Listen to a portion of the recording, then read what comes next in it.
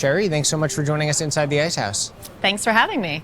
So we're recording just days after KPMG wrapped its annual IPO Bootcamp here at the NYSE, a dynamic half-day forum packed with insights on the IPO process, capital markets trends, and alternative exit strategies. Based on the expert panels and speakers who shared their perspectives, what message do you think this event sent to attendees about the road ahead in 2025 and what inspiration it might have sparked for those who, witnessed everything?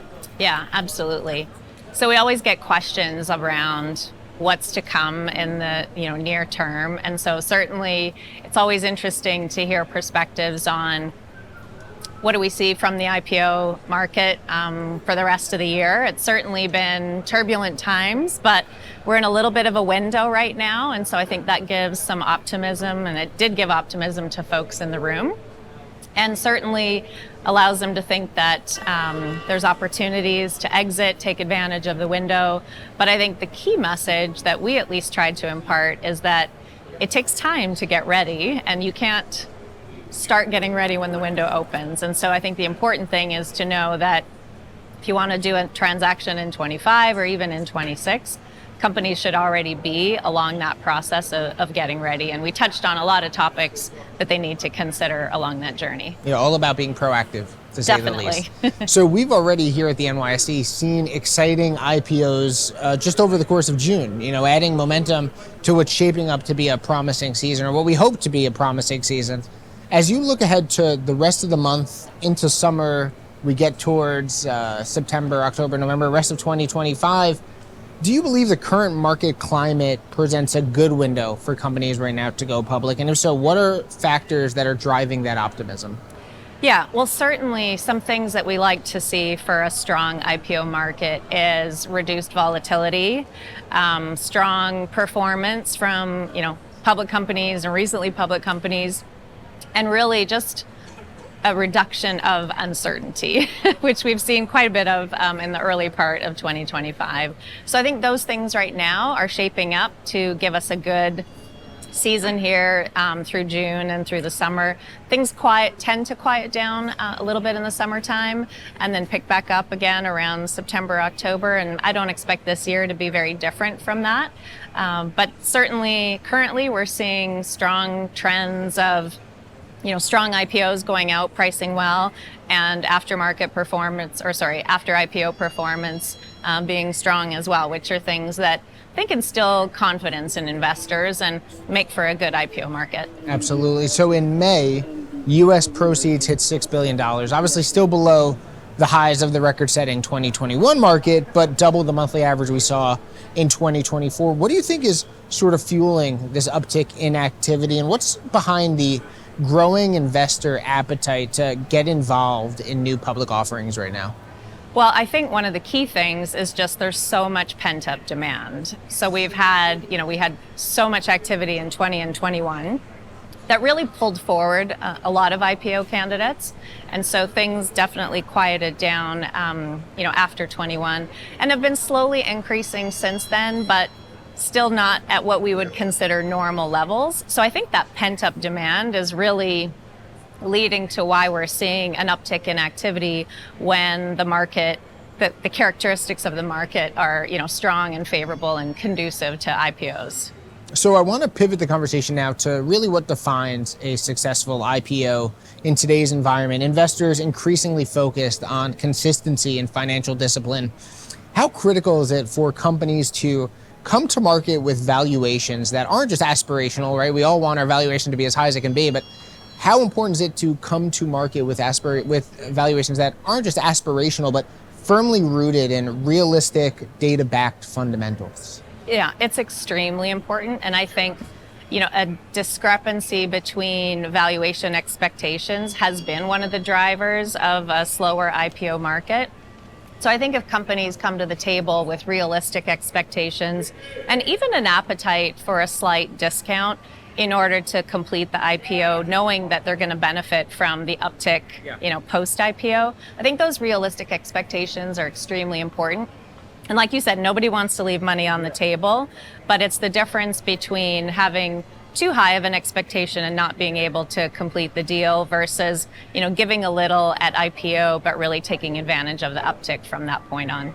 And a lot of the heavy lifting in the IPO journey happens long before a company rings the bell. You talked about it. It's all about being proactive, right? You don't start looking towards an IPO when the window's good. You look way before. In your view, what are some of the most overlooked but essential pieces behind the scenes that really lay the groundwork for a strong market debut and a successful first earnings? Yeah, well, I think having, a strong business model and strong business fundamentals is key. And most companies are very focused on that, and I think do well from that perspective.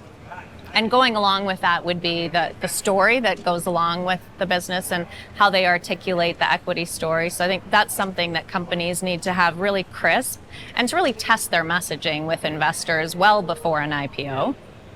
I think the other thing that gets overlooked is just the amount of rigor and infrastructure that's needed to both go public and be a successful public company. And that shouldn't be underestimated. The regulatory requirements and just the expectations of investors. If you can't meet a filing deadline, if you can't hit your earnings targets and projections, those are fatal flaws for a company that's, newly out of the gate. So those would be some things that I do think companies really need to focus on in that getting ready journey. So as to that getting ready journey, and again, focusing on the proactiveness and getting ready before the window opens, how vital is it for a company preparing to go public, Company X preparing to go public, to have that clean, well-structured documents of financials? And what ways does transparency specifically influence investor confidence? Yeah, I mean, you're speaking to my, my heart and soul. My background is in, the accounting and reporting. And so those fundamentals and, that consistency that a company needs to have are so important. And really, it's about what message are you delivering to the investors? And how do you back that up with data? And is that something you can consistently produce, time and time again? And so I think being able to articulate the financials and really share sort of consistently what those metrics are is going to really influence an investor's confidence, I think, in the organization. Look, you could be the most charismatic person in the world, but if you don't have the data to back up what you're preaching, then you're not going to go very far, at least in the IPO market. Absolutely. So during the due diligence phase of everything, how do robust financial systems and strict regulatory compliance not only help a company avoid those unfortunate, sometimes unexpected pitfalls, but also establish its credibility and scalability in the eyes of underwriters and potential investors? Yeah, well, certainly a lot has to do with the future projections of where the business is going, and underlying all of that is data. And so if a company doesn't have confidence in their data and controls around where that data comes from and how it's pulled together, that's going to create some uncertainty with investors if they can't, either answer questions or show a track record that aligns with projections. So I think that's extremely important, certainly as they think about, rigor and transparency. And to that point, as you're going through the IPO process, there's those extra levels of scrutiny that are now put on you, that extra sense of pressure that's now on your plate going public. How do you help, and what do you recommend to companies when facing that increased scrutiny, when they're feeling this outside noise of having to go public that they may not have felt when they were not thinking about the IPO process? Yeah, that's a great point. And it's certainly something so one thing we recommend to our clients is to act public before they're public. And so they sort of work that muscle memory of reporting results and hitting deadlines and frankly dealing with bad news, because it's one thing to deal with bad news in the private, not in the limelight, but as soon as you're public, it's not always going to be good news, right? And so they have to be able to weather that and really acknowledge, maybe what drove to the bad news and what they're doing to address it and to improve going forward. So how accurate, or how do accurate and accessible financial data enhance the internal decision-making and external performance analysis, particularly as a company navigates the IPO process and faces again that heightened scrutiny leading up to its offering? Yeah, so I think having strong data arms the executives of the company to really articulate, what the future potential is, what led to historical results, and really explain potentially anomalies, whether they're positive or negative. And so I think being comfortable with the data, and today there's so much data, Yeah. and it's very easy to have many sources of truth. And so it's really being clear on what is that single source of truth, and does it feed, all systems, so that revenue data is, supported by the same systems that you're articulating, maybe people dynamics or customer dynamics. And so I think that is extremely important, I think, to build credibility of the management team, especially when they're speaking to investors. So let's focus on that milestone day, right? A company goes public, they ring the bell that's right above us here at the New York Stock Exchange. They celebrate their listing. Shortly after, the company faces that first earnings call, that pivotal moment. Why is the initial call so crucial to long-term, short-term and long-term company success? And how does it serve as sort of a litmus test for the company and whether it's delivering its promises that it made, say, during the roadshow? Yeah, well, and you hit on it, right? It's being able to deliver on the promises. So that first quarterly reporting, the first earnings call, is really the first chance for the company to articulate how they're meeting the promises that they made in the IPO. And so it is so important to hit that, because it's part of that journey of building that credibility with investors and instilling confidence in them, which I think is so important to the long-term journey with those investors. And it's the first step in a long process. And, you mentioned there's short-term focus, but also long-term focus. And it's really important for companies to be able to balance, both of those. And still staying on that first earnings call, what role does it play in sort of shaping market perception and building that investor confidence? And how do the best prepared companies ensure that they get it right? Because not all companies are going to get it right, unfortunately. It'd be great if they all did. But how do the best prepared companies make sure that when that first earnings call comes, they hit it out of the park? Absolutely. Well, I think what I've seen the best companies do is take a lot of investor meetings before the IPO, and they're really testing their ability to deliver a message, get feedback in real time, and tweak the message to understand what resonates. So if a company has done that along the way prior to the IPO, they're better positioned to be able to hit that first earnings call out of the gate with confidence and with certainty.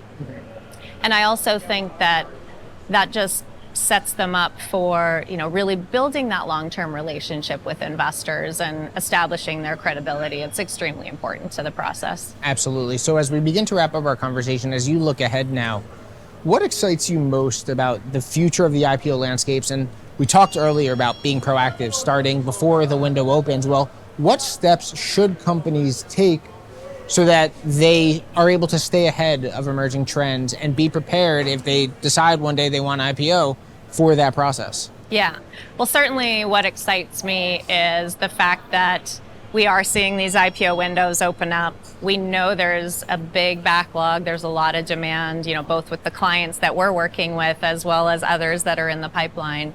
So that, I know it's coming, and so that excites me because it's such an important time in a company's life cycle, and it's great to be a part of it. And then I think as far as getting ready, take advantage of the window where maybe things are a little choppy and you've got time to get ready. And so some of the things that companies should be focused on is around those financials and those fundamentals, right? Making sure they can get through their audits and their reviews. They've anticipated what questions they may get from the SEC, and they've got, prepared positions around those. It's thinking about the governance and having the right policies and procedures in place, and really having built the infrastructure around the people, the systems, their processes. It is not an easy journey, and it is not a short journey, but if they're doing these things up front and really taking the time to put it into practice before they're on the stage, I think that sets them up for better success. So, Shari, we started our conversation talking about how you were recently here for KPMG's annual IPO Bootcamp here at the NYSE, and you talked a little bit about the messages or the takeaways from the event. But for our listeners out there, those executives who weren't able to attend or didn't know about the event, and they're now hearing this podcast and they're saying, hey, what's KPMG's IPO Bootcamp? What's your message to them about what they can gain from attending the event, what they can gain from learning about the event, and how KPMG can help them through the IPO process if this is something that they one day want to achieve? Yeah, absolutely. So the things we typically cover in the IPO Bootcamp is we always like to set the stage with a market update because it changes very quickly. Yep. And so I think that's a really important step in setting the foundations. And then really we focus on, I would say, 3 key parts of the IPO process, and it's that IPO readiness journey, so leading up to actually embarking on the process. It's that actual process itself, from the organizational kickoff meeting to pricing and trading. And then it's those post-IPO considerations, because that's just the beginning of the journey, and there's still more for companies to deal with once they're public. So we go through some of the key considerations in each of those phases. And I think it's just enough to scratch the surface and give folks some ideas of things that maybe they didn't know or things that they should be thinking about early. And it's always nice to hear stories from companies who've been through the process recently and have their war stories and their lessons learned and the successful moments as well. And so companies that attend the boot camps get all of that, as well as an opportunity to network with peers, meet professionals who operate in this space. So we partner with investment bankers, with attorneys, with the exchange. So we can bring a variety of perspectives to the process and, both educate the people in the room as well as give them an opportunity to ask their questions and get to meet some people that maybe they haven't met before and might actually get to interact with. Absolutely. Well, I'm so glad that this annual KPMG IPO Bootcamp was such a success. And Shari, thanks so much for joining us inside the Ice House. Thank you very much. I appreciate it.